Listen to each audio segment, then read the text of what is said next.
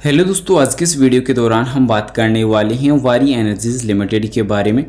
So guys, फिलहाल आज के सेशन के लिए अगर बात की जाए तो आज के सेशन में फिर गिरावट देखने को मिली है 1% से अधिक की। पर दोस्तों, जो बड़ी खुशखबरी देखने को मिली उसके बावजूद, जैसा कि मैंने आपको बताया था कि कंपनी कुछ बड़ा इवेंट प्लान कर सकती है, कुछ बड़ी अपडेट आ सकती है, उसके बावजूद मार्केट में आज फिर से करेक्शन नजर आया है।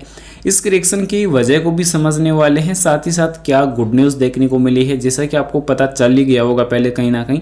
पर यहाँ पे इसके अलावा जो इम्पोर्टेंट रहने वाला है कि अभी कंपनी के नंबर्स के लिए अभी और क्या गुड अपडेट आ सकती है, क्योंकि डिविडेंड बोनस पर सबसे बड़ा सवाल देखने को मिल रहा था, तो ये भी आगे कवर करेंगे। पर यहाँ पे इन सब चीज़ों को डिस्कस करने से पहले बता दूं, यहाँ पे एक्सपर्ट आनंद राठी का भी एक बड़ा बयान है, अपडेट है, वो आ चुका है। पर यहाँ पे बाई सेल के लिए कोई भी रिकमेंडेशन सजेशन नहीं रहेगी, जानकारी ओनली एजुकेशन पर्पज के लिए रहेगी। प्राइस 3447 रुपये पे देखने को मिली। इंट्राडे का हाई आज का 3509 रुपये रहा है और लास्ट सेशन का क्लोजिंग 3489 रुपये 90 पैसे नजर आया था, जो एक पॉजिटिव क्लोजिंग हमें नजर आई थी लास्ट सेशन के दौरान। अब यहाँ पे पिछले 5 सेशन की अगर हम बात यहाँ पे कर ले तो पिछले 5 सेशन में 1.34% का करेक्शन नजर आएगा।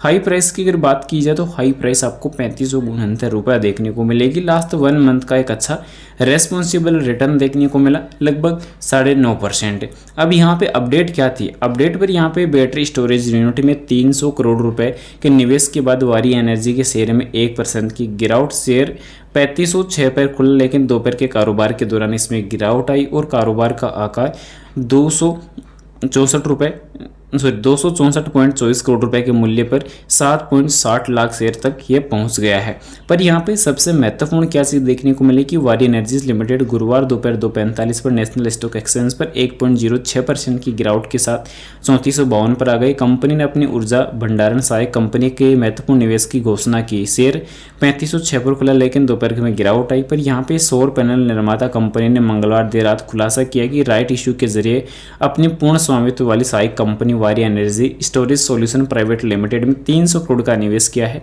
और इस निवेश में 10 रुपए अंकित मूल्य वाली 60 करोड़ आंशिक रूप से चुकता इक्विटी शेयर शामिल है, जिसमें से 5 रुपये आवेदन और शेष 5 रुपये मांग देय होने वाले हैं। तो यहाँ पे अच्छा अपडेट तो कंपनी ने साझा किया, उसके बावजूद भी यहाँ पे करेक्शन का सामना करना पड़ रहा है। पर यहाँ पे आनंद राठी ने 2 सोलर स्टॉक पर उत्साहित यहाँ पे 33% तक की बढ़त पर यहाँ पे उम्मीद जताई है, क्योंकि सेक्टर में अनुकूल परिस्थिति मौजूद हैं और पॉजिटिव देखने को मिल रही है। तो इसमें ब्रोकरेज ने प्रीमियर एनर्जी और वारी एनर्जी पर ये सिफारिशों की कवरेज शुरू कर दी है। तो सबसे पहले यहाँ पे आनंद राठी का जो अपडेट निकल के आया है, जिसमें देखने को ये मिला है कि वारी एनर्जी और प्रीमियर एनर्जी सहित 2 अक्षय ऊर्जा क्षेत्रों पर कवरेज शुरू किया है और इन दोनों पर यहाँ पे जो रेटिंग है वो काफ़ी बेहतरीन रखी गई है, तो रेटिंग आप चेकआउट कर सकते हैं। इसके अलावा अगर यहाँ पे ब्रोकरेज ने कहा है कि भारत का सौर क्षेत्र परिवर्तन के कगार पे है और नवीन और नवीकरणीय ऊर्जा मंत्रालय ने 2030 तक 500 गीगावाट नवीकरणीय ऊर्जा का लक्ष्य रखा है। 2030 तक बिजली की जो मांग है वो 5.8% प्रति वर्ष चक्रवर्ती वार्षिक दर पर जो है CAGR से बढ़ते 2250 मिलियन यूनिट होने का अनुमान है, जिसमें सौर ऊर्जा का योगदान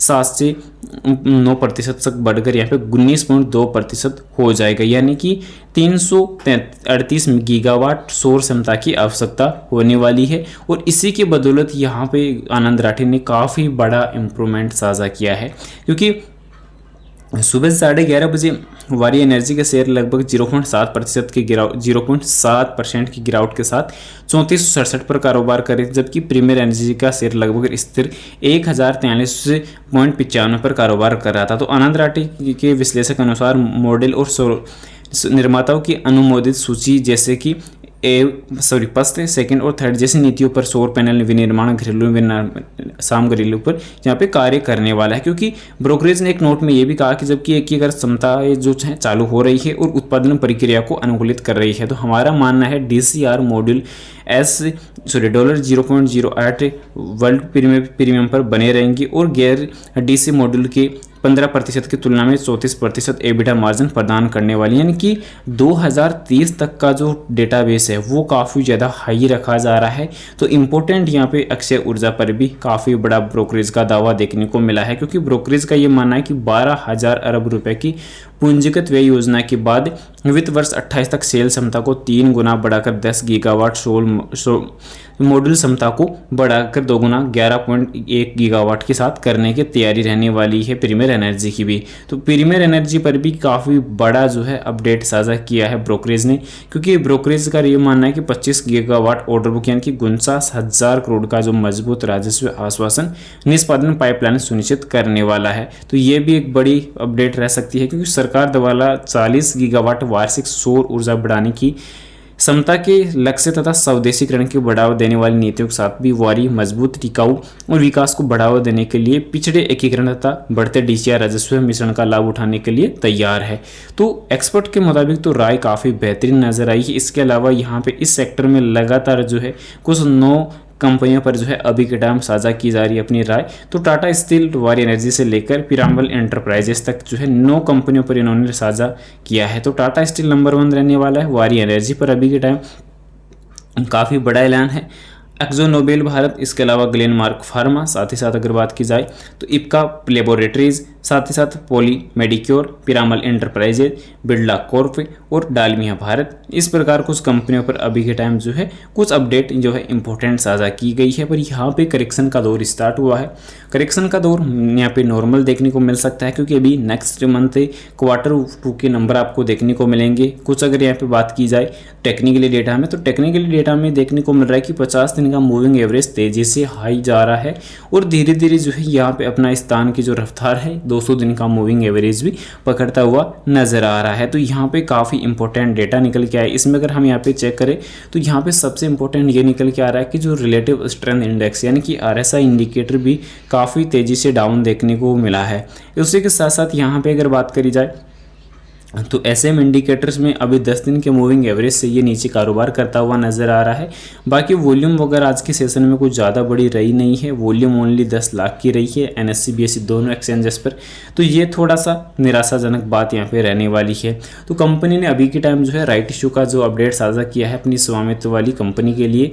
पर यहाँ पर सबसे इंपॉर्टेंट ये रहने वाला है कि जो Q2 के नंबर आएंगे तो वहाँ पर कंपनी अगर डिविडेंड या बोनस अगर प्रोवाइड कर देती है तो बड़ा ऐलान हो सकता है। क्योंकि यहाँ पे सबसे ज़्यादा अगर सवाल अगर किसी इन्वेस्टर का देखने को मिल रहा है तो वो यही देखने को मिल रहा है कि कंपनी बारी बारी प्रॉफिट बुक कर रही है पर डिविडेंड बिल्कुल पे आउट नहीं कर रही है, क्योंकि इतना ज़्यादा प्रॉफिट होने के बाद भी निवेशकों को कुछ डिविडेंड वगैरह प्रोवाइड नहीं कर रही है। ये सबसे बड़ा सवाल है। और अपनी स्टॉक अपने बुक वैल्यू से लगभग 10.5 गुना नीचे जो है कारोबार नीचे करता हुआ नज़र आ रहा है। तो ये 2 नेगेटिव अपडेट यहाँ पे इन्वेस्टर की तरफ से 2 कंप्लेन यहाँ पे रहने वाली है। बाकी और कंपनी का जो डेटा है वो नंबर 1 अभी बना हुआ है। फिलहाल बाई सेल के लिए भी कोई रिकमेंडेशन सजेशन नहीं रहेगी, जानकारी ओनली एजुकेशन पर्पज के लिए रहेगी। वीडियो पसंद आए तो लाइक और चैनल को सब्सक्राइब जरूर से करें। Thanks for watching this my video. Vande Mataram.